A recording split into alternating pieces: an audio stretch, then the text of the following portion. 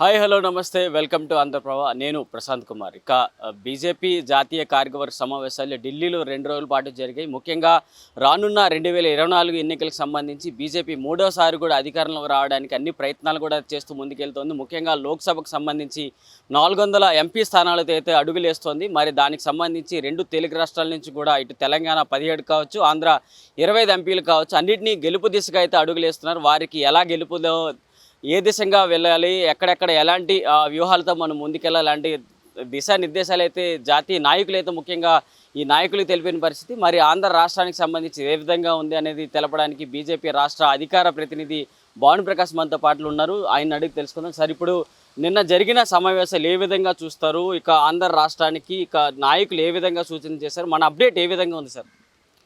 ప్రధానమంత్రి గారి ప్రసంగం, అమిత్ షా గారి ప్రసంగం, నడ్డా గారి ప్రసంగం భారతీయ జనతా పార్టీ నాయకుల్ని, కార్యకర్తల్ని ఒక నూతన ఉత్సాహాన్ని, ఉత్తేజాన్ని ఇవ్వడం జరిగింది.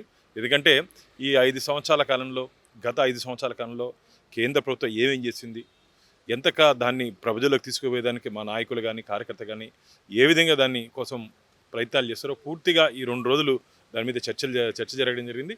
మొత్తం నూతన ఉత్సాహంతో భారతీయ జనతా పార్టీ కార్యకర్తలు టార్గెట్ 400తో మేము పనిచేయబోతున్నాం. ఈరోజు mood of the nation is Modi.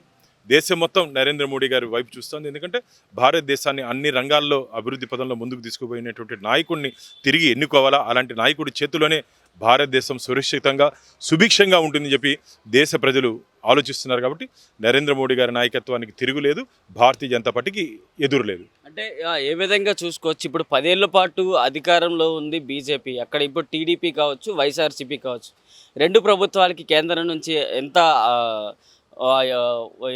పథకాల్లో కావచ్చు, అభివృద్ధిలో కావచ్చు, కొంత వెనుకబాటులో ఉన్నట్టు కూడా తెలుస్తుంది. మరి మీ బీజేపీ నుంచి ఏ విధంగా రానున్న ఎన్నికల్లో ఏ విధంగా ఈ స్టాండర్డ్ని ఏ విధంగా ముందుకు తీసుకెళ్తారు?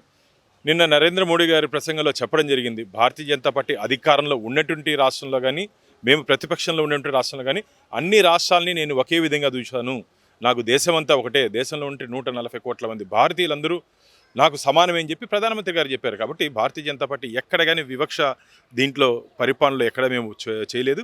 కాబట్టి అన్ని రాష్ట్రాలని అభివృద్ధి పదంలో ముందుకు తీసుకుపోతున్నటువంటి ప్రధాని నరేంద్ర మోడీ గారు. అందుకని తిరిగి అలాంటి నాయకుడు రావాలని చెప్పి దేశ ప్రజలు కోరుకుంటారు. ముఖ్యంగా ఆంధ్రప్రదేశ్లో, తెలంగాణలో కూడా, తెలుగు రాష్ట్రాల్లో కూడా ఈసారి భారతీయ జనతా పార్టీ జెండాతో, కాసాయి అజెండాతో అసెంబ్లీలోకి, పార్లమెంట్లోకి అడుగుపెట్టే రోజులు దగ్గరలోనే ఉన్నాయి. ఈ 100 రోజులు చాలా కష్టమైనటువంటి పరిస్థితి. కాబట్టి అందరూ కంకణబద్దులై భారతీయ జనతా పార్టీ విజయం కోసం పనిచేయాలని చెప్పి ప్రధానమంత్రి గారు పిలుపునిచ్చారు. ఆ పిలుపుతో భారతీయ జనతా పార్టీ కార్యకర్తలు మొత్తం ఇప్పటికే సంస్థాగతంగా బూత్ స్థాయి నుంచి భారతీయ జనతా పార్టీని బలోపేతం చేసుకుంటే ఏ విధంగా 3 రాష్ట్రాల్లో గతంలో విజయ్ డంకా మోగించిందో అదే ఫార్ములాని ఆంధ్రప్రదేశ్లో కూడా మేము ఫాలో అవుతున్నాం. ఖచ్చితంగా మంచి ఫలితాలని ఆంధ్రప్రదేశ్లో సాధిస్తాం. సార్, మరేం చెప్తారు? ఇప్పుడు రానున్న ఎన్నికలకు సంబంధించి మీ బీజేపీ టార్గెట్ ఎలా ఉండబోతుంది? రాష్ట్రంలో ఇప్పుడు అధికారంలో వైసీపీ ఉంది, వారిని గద్దెదించాలంటే మీ వ్యూహాలు ఏ విధంగా ఉండబోతున్నాయి? ఖచ్చితంగా వైసీపీ అధికారాన్ని కోల్పోవడం ఖాయం. ఎందుకంటే ప్రజా వ్యతిరేక విధానాలు అవలంబించినటువంటి ఈ ప్రభుత్వానికి ఎట్టి పరిస్థితులను ఓటు వేయమని చెప్పి ఆంధ్రప్రదేశ్ రాష్ట్ర ప్రజలు ఒక నిర్ణయానికి రావడం జరిగింది. కాబట్టి ఆ వ్యతిరేక ఓటుని భారతీయ జనతా పార్టీ వైపు ఏ విధంగా తీసుకోవాలి, ఏ విధంగా మలుచుకోవాలని చెప్పి ఒక బ్లూ ప్రింట్ తయారు చేసుకున్నాం. ఖచ్చితంగా ఆంధ్రప్రదేశ్ ప్రజలు డబుల్ ఇంజిన్ సర్కార్, కేంద్రంలో రాష్ట్రంలో ఒకే ప్రభుత్వం ఉంటే బాగుంటుందని చెప్పి భావిస్తున్నారు. కాబట్టి భారతీయ జనతా పార్టీని ఆంధ్రప్రదేశ్లో కూడా ఆదరిస్తారు, మంచి ఫలితాలు ఇస్తారని చెప్పి ఆశాభావం వ్యక్తం చేస్తున్నారు. సార్, మరి ముఖ్యంగా మీరు తిరుపతి దేవస్థానానికి సంబంధించి కొన్ని అంశాలు మరోసారి తెర మీదకి తీసుకొస్తున్నారు. దేవస్థానం గురించి మరి ఏం చెప్తారు సార్?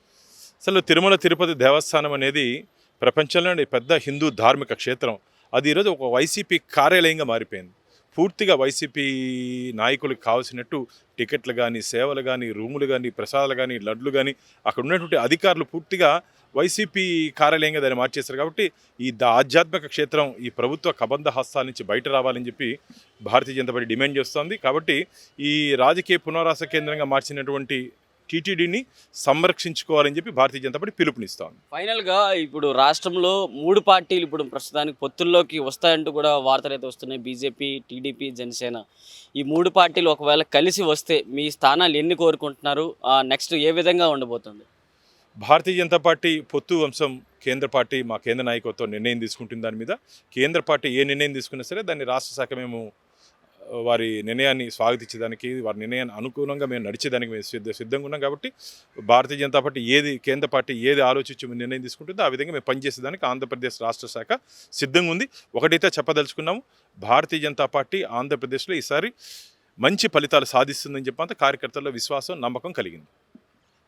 ఇది రానున్న రోజుల్లో 100 రోజుల్లోనే మేము టార్గెట్ని ఫిక్స్ చేసుకుంటున్నాం. ఈ 100 రోజుల్లోనే ప్రజల దగ్గరికి వెళ్ళి 10 ఏళ్లలో ఏదైతే మోడీ తన 10 ఏళ్ల కాలంలో ఏవైతే అభివృద్ధి పథకాలు తీసుకొచ్చారో అవన్నిటిని కూడా ప్రతి ఓటర్ దగ్గరికి తీసుకువెళ్ళిపోతున్నాం. ప్రతి ఓటర్ని చూపించి 10 ఏళ్ల పాటు మేము ఇవన్నీ సేవలు అందించామంటూ కూడా తెలపడానికి సిద్ధంగా ఉన్నాం అంటారు. అలాగే మిగతా పార్టీ అంశాలు, ముఖ్యంగా రానున్న ఎన్నికలకు సంబంధించి టీడీపీ, బీజేపీ, జనసేన 3 పార్టీలు పొత్తుల్లోకి వెళ్తున్నాయి అంటే మాత్రం ఈ అధిష్టానం మాత్రం పూర్తిగా చెప్తుంది అంటున్నారు. మొత్తానికి ఆ అధికారం చేయబట్టేది రానున్న ఎన్నికల్లో అనేది చెప్పడానికి కొత్తగా బీజేపీ మాత్రమే ముందడుగులు వేస్తుంది అంటూ కూడా తెలుపుతున్న పరిస్థితి. వీడియో జర్నలిస్ట్ నిరంజన్తో ప్రశాంత్, ఆంధ్రప్రభ, న్యూఢిల్లీ.